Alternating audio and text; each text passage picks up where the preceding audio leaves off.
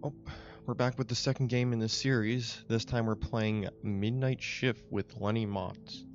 But instead of playing, it's just me talking over some gameplay footage. So let's get right into it, since this is just meant to be a part 2 for the part 1 that was Do You Copy?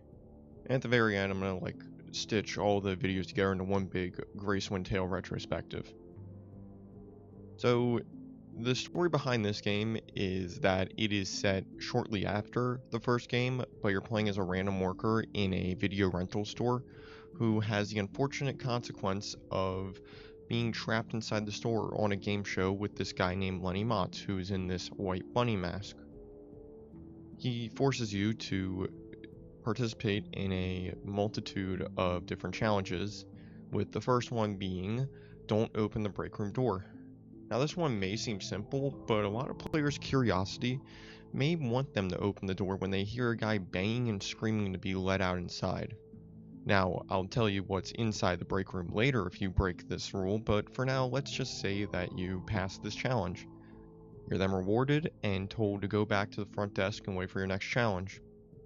Your second challenge will be to go around the store and restock videotapes. Now, this one was, it sounds easy, but it's actually kind of hard since it's so difficult to find out where all the videotapes go. So I ended up failing this challenge nearly every single time.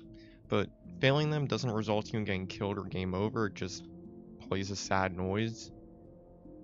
And then we get to the third challenge, which is to go investigate the break room. Now you're thinking to yourself, oh, there's going to be a dead body or something gruesome in there, but no. They lock you inside, turn off the lights, and then this mannequin comes in and corners you. Now, if you look to your left on the shelf, there will be a knife, which you can use to stab the mannequin and escape. And I found out from watching other gameplay that when you escape, there's a small chance that by the lamppost outside, you will see the goat man from the first game. Now, I unfortunately never got this Easter egg when recording, but I know it's there from seeing other people play. Your fourth challenge will be to stare at a TV screen and ignore any and all noises behind you. Turning around will just make you fail the challenge, but if you stay looking, you'll survive. A lot of these stakes are kind of removed when you play the game a few times, but it's still fun. Like I said, these challenges are simple, they're fun, and they make sense. Now, the final challenge is to run around the store and avoid 7 or 8 mannequins. Some of them will only move when you're looking at them, others will be moving constantly, and you just kind of got to run around the store until the timer runs down. Failing to do so will result in the bad ending where you're caught by a manager and you'll die.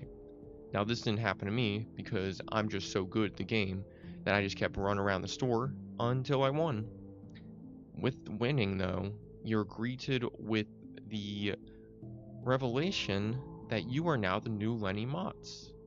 The white bunny mask will be hung up on the break room door with the guy who you thought was the only Lenny Motts saying he's retiring.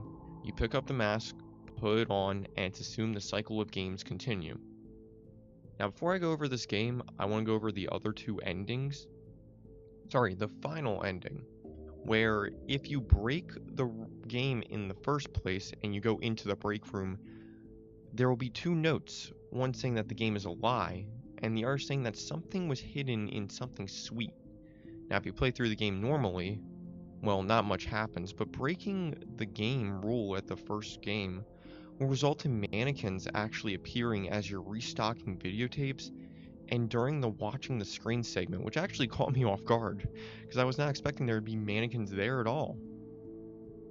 But anyway, you keep playing the game, and at the very end, you get a knife in the candy bin, and you can use that knife to run up behind the other mannequins, and by stabbing them all, you now have the opportunity to leave instead of becoming Lenny Motts, where you'll run out into the snow, and the game will end.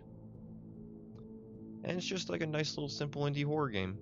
There's not really much scares to it in my opinion, but that's because I think Do You Copy set the bar so high in the series that this one felt a little underwhelming in comparison. But with the games that it has to offer, I think Midnight Shift is a decent follow-up that doesn't really offer much replayability in terms of secrets or gameplay. Speaking of secrets, besides the Goatman appearance, you'll see a newspaper that shows you the ending of Do You Copy, claiming that another hiker got missing, with the ranger trying to say that there was something out there mimicking its voice, confirming that the canon ending of Do You Copy was the hiker going missing and us surviving. A little grim, but I like that we got that confirmation at the very end.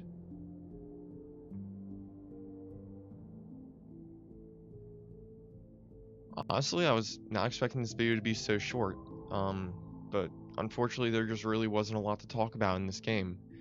It was just a fun little indie horror game, like I said earlier, and the nods and ties it had to Do You Copy were very vague and left a bit to be desired, but I'm happy they even decided to include any.